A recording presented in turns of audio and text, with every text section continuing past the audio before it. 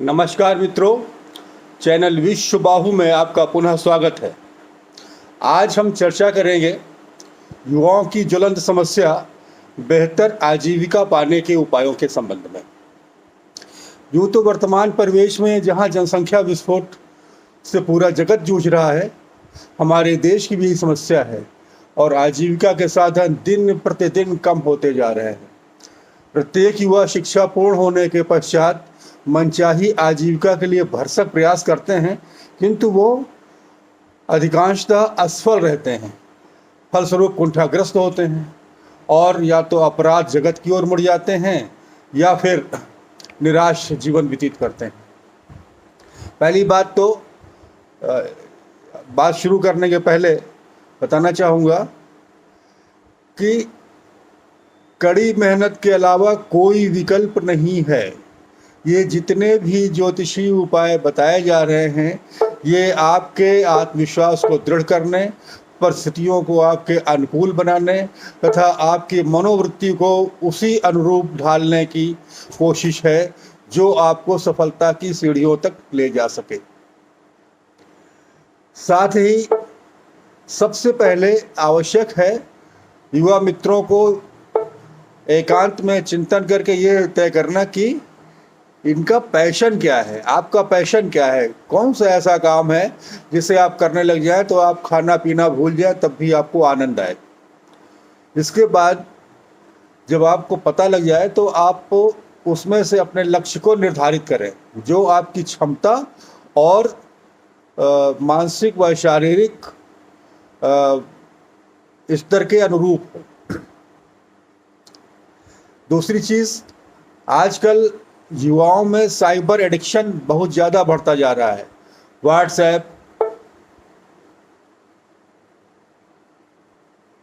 Facebook, Instagram, Telegram, Netflix, Amazon, YouTube.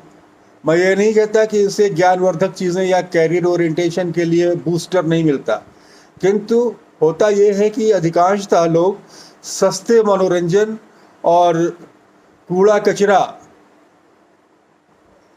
अपने दिमाग में भर लेते हैं और बाद में समय भी बर्बाद होता है और निराशा आपके हाथ लगती है। साथ ही लाइक शेयर करने में भी दिन रात आपके मन में यही अवधारणा रहती है, इसलिए आप अपने लक्ष्य प्राप्ति से भटक तो जाते ही हैं, अपने अमूल्य समय को भी बर्बाद करते हैं। इसलिए लक्ष्य प्राप्ति के लिए इस खोखली दुनिया से जितना दूर हो सके अभी दूर हो जाए, इसी वक्त से दूर हो जाए और वही विषय साइबर जगत में चुने जो आपके कैरियर को बढ़ा सकते हो या आपको कैरियर की दिशा में सही ज्ञान दे सकते हो।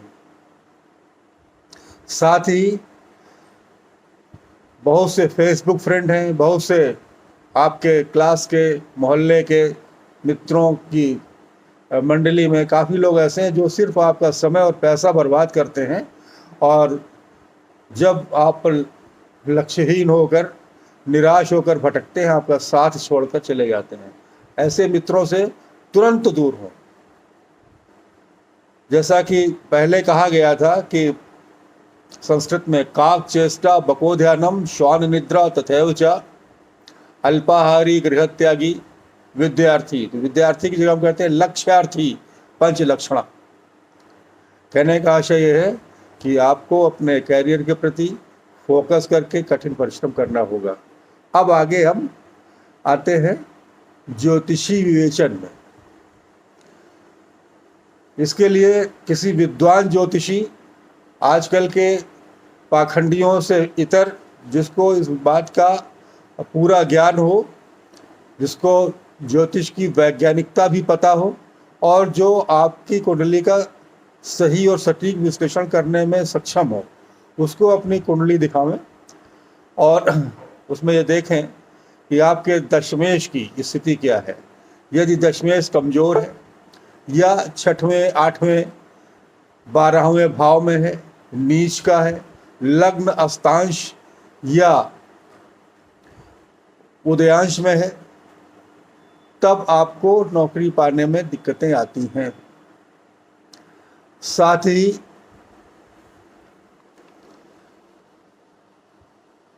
आपका दूसरा, छठवां, 10वां और 11वां ये भाव भी यदि पीड़ित है या कमजोर है या दूषित है तो आपको आजीविका या व्यवसाय, नौकरी पाने में, प्रमोशन में दिक्कतें आती हैं।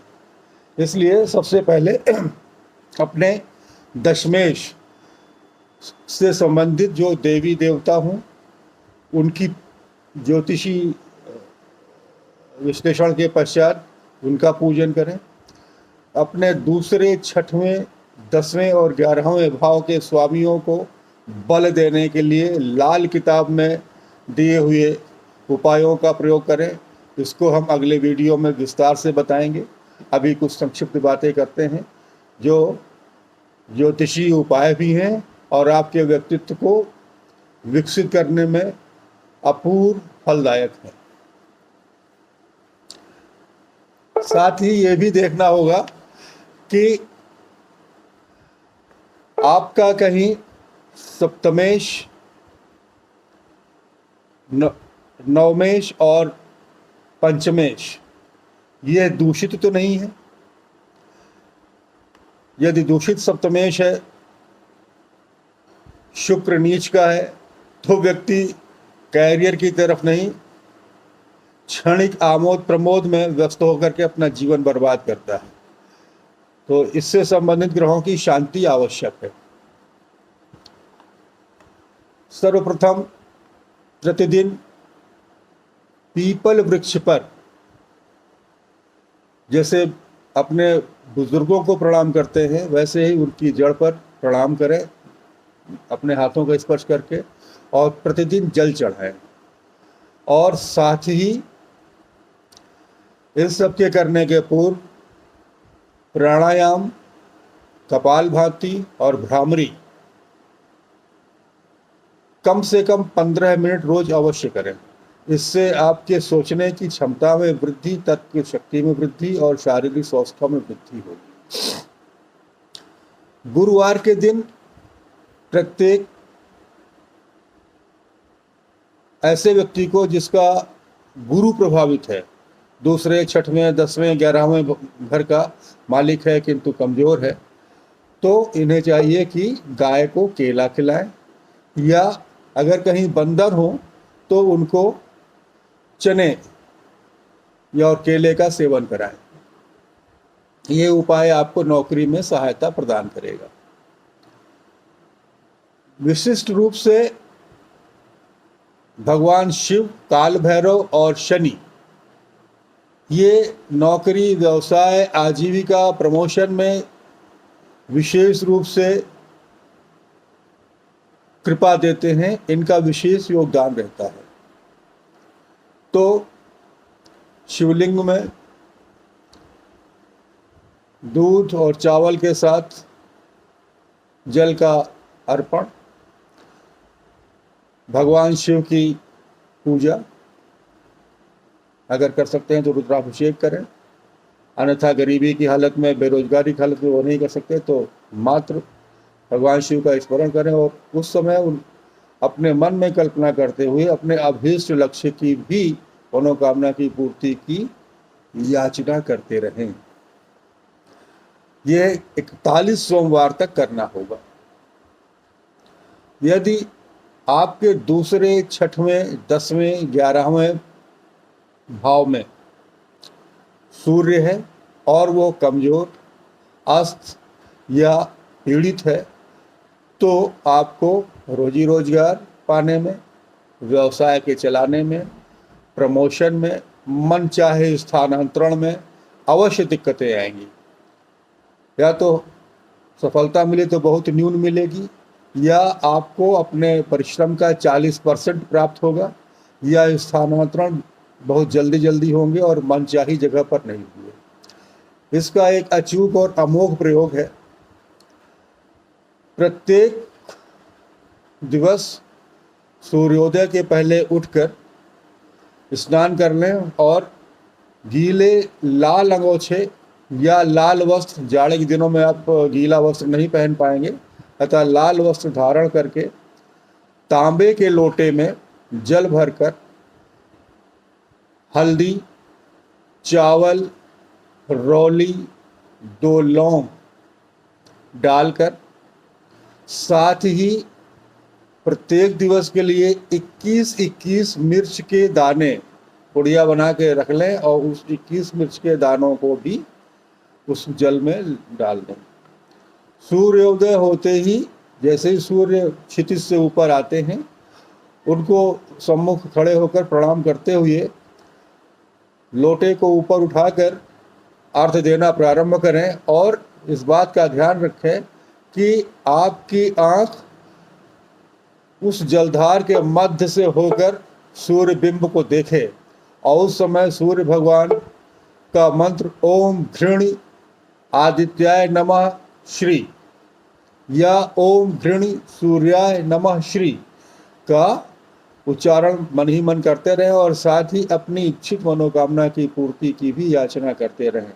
ध्यान रहे कि जल आपके पैरों पर नहीं गिरना चाहिए या उसके छींटे पैरों पर नहीं आने चाहिए। ये कार्य आपको 41 दिन तक करना है। 41 दिन के बाद आपकी प्रशस्ति का मार्ग खुलेगा और स्थानांतरण की दिशा में भी बेहतर विकल्प उपलब्ध हो जाएंगे। ये कई जगह कई लोगों पर आजमाया हुआ अचूक प्रयोग है जो लोग गुप्त रखते हैं, लेकिन आज इस वीडियो के माध्यम से इसको मैं उद्घाटित कर रहा हूँ। अच्छी तनख्वाह नहीं मिल रही, इसके लिए आपको प्रत्येक सोमवार और बुधवार को आटे की गोलियां मछलियों को खिलाना चाहिए।